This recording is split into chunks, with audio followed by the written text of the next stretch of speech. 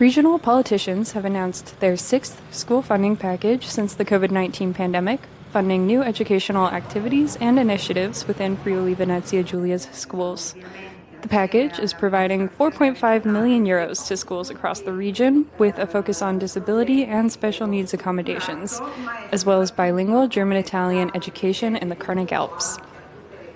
Un dato importante sono i bisogni educativi speciali e DSA, sono tutte ore uomo che mettiamo a disposizione di una scuola che ovviamente, come abbiamo detto, sta soffrendo i limiti demografici, ma sta vedendo un grande investimento da parte della Regione Friuli Venezia Giulia. Assoluta è il finanziamento per le 3 scuole bilingui italiano-tedesco che apriamo su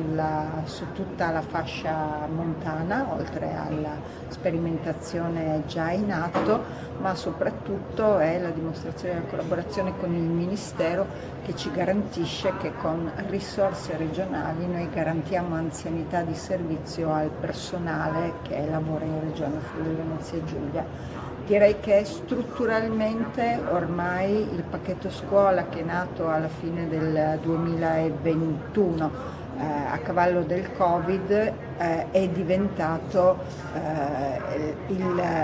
la risorsa più importante che possiamo far diventare dal 2026 ordinaria nella gestione della Regione Friuli Venezia Giulia.